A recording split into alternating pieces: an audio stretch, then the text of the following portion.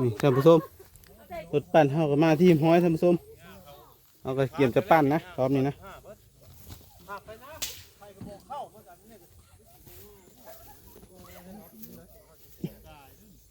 บรรยากาศมันนี่ท่านผู้ชมกินตามก็แล้วจะกินข้าวไหมกินตามก็ท่านผู้ชมเอาก็เกี่ยมจะปั่นล้อข้ามแล้วท่านผู้ชมนะเซกเบิ้งล่มเลยล่มไปหุ้น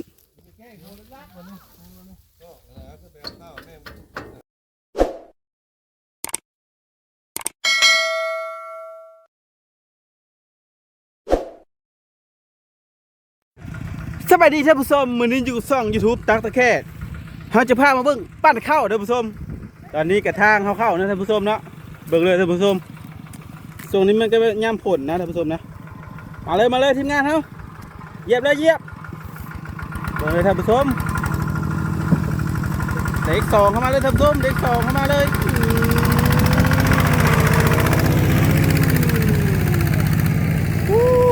ท่านผู้ชมทีมงานเราเข้าไปได้แล้ว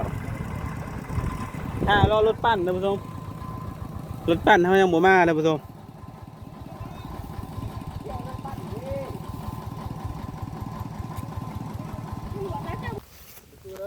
อันนี้จะเป็นกองข้าวเขาท่านผู้ชม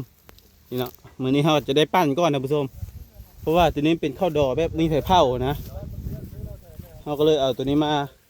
ปั้นก้อนท่านผู้ชมอันนี้กับทีมงานท่านผู้ชมจอบท่ารถปั่นข้าวมาตอนนี้โทรแล้วท่านผู้ชมรถปั่นข้าวเขาเริ่มเข้ามาเนาะตรงทีมงานเราเบิ่งเลยท่านผู้ชมทีมงานเราไม่พายบาสโกอะไรตัว2 4 6 8 10 คนท่านผู้ชมทีมงานเราจอบปั่นข้าวมื้อนี้นี่เขาท่าแต่รถปั่นอย่างเดียวท่านผู้ชมเป็นทีมงานน้องโมอันนี้วันนี้เพิ่นลงมาเกี่ยวมื้อนี้ท่านผู้ชมน้องโมเบิ่งข้าวเพิ่นเลยท่านผู้ชมเห็นไหมเนาะความรู้สึกวันนี้เนาะเกี่ยวข้าวเนาะขี้ขานเนาะประมาณเนาะร้อนอยู่ปะเย็นใครอยู่มื้อนี้อากาศร้อนไปเลยเนาะนี่เนาะทีมงานเพิ่น4 คนท่านผู้ชมส่งมาเพิ่งง่ายวันนี้น้องโมเนาะเกี่ยวเนาะนี่เป็นสนใจมาเกี่ยวซอยน้องโมว่าทีมงานเราอยู่พุ่นเกี่ยวจะปั้นท่านผู้ชมนี่น้องโมจะเกี่ยวท่านผู้ชมตุ้งแหกมาเนาะมันนี่ตอนนี้เขาก็เกี่ยวทางท่านผู้ชมเพื่อแบบให้รถปั้นมาเข้าสบายนะท่านผู้ชมนะโอ้2 คนก็ย่อขึ้นเฉยท่านผู้ชมอันนี้ก็คือบรรยากาศข้าวหน้าของช่อง YouTube ตอกแค่ท่านผู้ชมเนาะนี่ก็มีน้องป่านะอันนั้นก็จะเป็นหน้าไปเลยท่านผู้ชมเป็นหน้าไปเลยท่านผู้ชมผู้เทียงนี่เนาะเป็นทุ่งนาแบบอันนี้จะเป็นแคมป์ป่าท่านผู้ชมเขาจะไปท่าลาดเอารถปั้นท่านผู้ชมแบบยานรถปั้นบุกทางเข้านะท่านผู้ชมไปเบิ่งทางหน้าพุ่นละท่านผู้ชมอันนี้ก็คือหนทางที่เรารอท่ารถปั้นท่านผู้ชมหรือว่ารถสีข้าวหรือว่ารถนวดข้าวนะท่านผู้ชมนะจะใช้แบบรถนวดข้าวเล็กเด้อท่านผู้ชมเราจะไม่ได้ใช้แบบมันตัวใหญ่นะท่านผู้ชมตัวใหญ่กลัวแบบข้าวมันออกนะท่านผู้ชมนะเขาก็ใช้แบบตัวปั้นเล็กบัวเฮาไม่ได้ใช้รถเกี่ยวข้าวท่านผู้ชมแบบรถเกี่ยวข้าวมันจะยากในการแบบเฮาตากนะท่านผู้ชมเฮาบ่มีเดินตากเฮาก็เลยใช้รถนวดข้าวเอาอันนี้ก็ซื้อมาจากประเทศไทยเลยท่านผู้ชมท่านผู้ชมเห็นหรือบ่นี่อันนี้คือสแงงผู้ได้ท่านผู้ชมไว้นี่ท่านผู้ชมโอ้โหสแงงดมหอมท่านผู้ชมเมื่อหอมนี่สแงงมาเลยท่านผู้ชมไว้นี่สแงงแบบธรรมชาติเนาะอันนี้จะเป็นหน้าเฮือนะท่านผู้ชมนะนี่สแงงโอ้โหหอมท่านผู้ชมให้ท่านผู้ชมมาดมดิพวกปลาสแงงไปเลยท่านผู้ชมแทนเลยพวกบานดอกลาเวนเดอร์นะท่านผู้ชมนะนี่ตัวผู้อันนี้ตัวแม่ท่านผู้ชมสแงงนี่มันก็เดิมอันนั้นสแงงก็ครบเลยท่านผู้ชมนี่ท่านผู้ชมนี่ท่านผู้ชมเขียวนี่เอิญผักอีตู่หน้าท่านผู้ชมนี่แบบสมัยตะกี้เนาะเขาแบบเอาน้ำกลางให้หน้ามาเขาก็ต้มใส่ดอกอันนี้ท่านผู้ชมกินละแซ่บเลยท่านผู้ชมไหมไปเขาลูกตอนเช้ามันก็บ่เมื่อยท่านผู้ชมนี่เอิญอีตู่หน้าเนาะนี่เนาะใบมันสามารถต้มกินได้ท่านผู้ชมนี่ท่านผู้ชมอันนี้จะเป็นห้วยน้อยๆเนาะนี่มันจะมีเยอะผักสะแงงนี่สะแงงตัวผู้ท่านผู้ชมใบจะแหลมนี่จะเป็นแบบธรรมชาติเลยเนาะ รถปั่นเฮากันยังบ่มาท่านผู้ชมนี่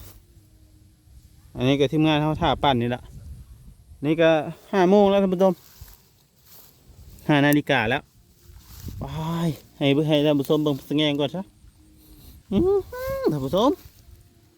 ผมพักสแงงไปเลยนะท่านผู้ชมนะโอ้โหท่านผู้ชมผู้สแงงไปเลยท่านผู้ชมสวยๆทั้งนั้นเลยพักสแงงผู้นี่ท่านผู้ชมบ่อน้ำแบบนี้เนาะใส่เบ็ดอบท่านผู้ชมน้ำมาเจาะไปนี่สุดยอดเลยตรงนั้นก็ยังเกี่ยวอยู่ท่านผู้ชมเนาะแบบอาศัยมันได้เวียบแต่ย่ามัน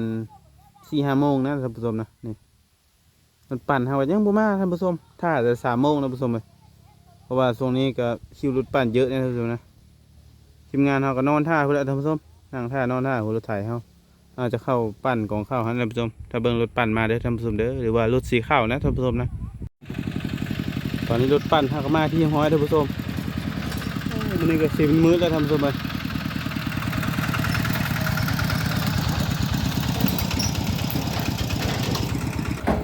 นี่ท่านผู้ชมถ้าเบิ่งนำกันเลยมันนี่ก็สีค่ำๆแล้วท่านผู้ชมเลยโอ้ท่าตะเวนท่านผู้ชมไปเบิ่งนำกันเลยท่านผู้ชมมันจะเข้าได้หรือบ่ได้เนาะมื้อนี้เขาก็นัดแต่3 โมงท่านผู้ชม5 โมงยังมาเนาะมื้อนี้คิวเยอะท่านผู้ชมนะ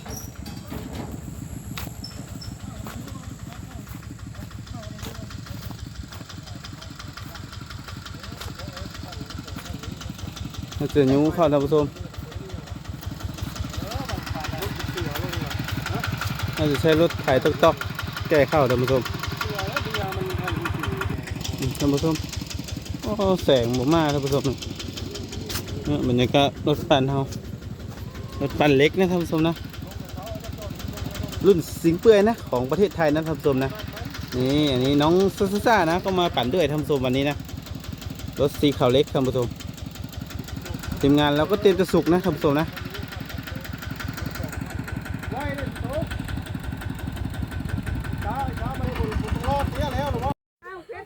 นี่ท่านผู้ชมรถปั่นเขาก็มาที่ห้อยท่านผู้ชม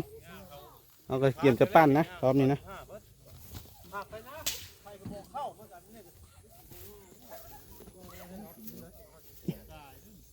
บรรยากาศมันนี่ท่านผู้ชมกินตามก็แล้วจะกินข้าวไว้กินตามก็ท่านผู้ชมเอาก็เกี่ยมจะปั่นรอบข้ามแล้วท่านผู้ชมนะเซกเบิ้งล่มเลยล่มไปหุ้น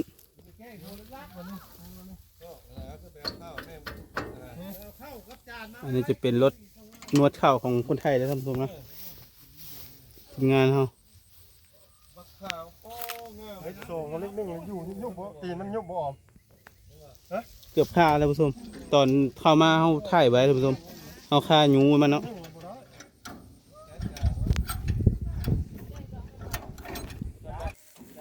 นี่อันนี้เนาะทีมงานเลยเนาะทีมงานรถปั่นเพื่อนเพื่อจะจัดให้เลยเนาะเพื่อจะจัดแจงให้เลยได้ท่านผู้ชมไหมก็อย่าลืมพากดติดตามกดไลค์กดแชร์ช่อง YouTube ตาตะแคกท่านผู้ชมถ่ายแต่เช้าฮอตค่ำท่านผู้ชมค่ำนะแล้วตอนนี้จะขึ้นไปไต่โคมเจ้าของโคมมาเพื่อไปจ้าโคมมาแล้วนี่ท่านผู้ชมเขาก็เกี่ยมเนาะขุดขุมแล้วเขาก็ปูแยงท่านผู้ชมยกการหน้าเข้า500คุบนักยานเตะเข้าไปเบิ่งเขาปั่นท่านผู้ชมไปเบิ่งเขาปั่นเลยสาวนวลเลยลูกสาวนวลเลยพวกนี้พวกน้องพวกนี้นั้นเราบ่แม่นน้องเลย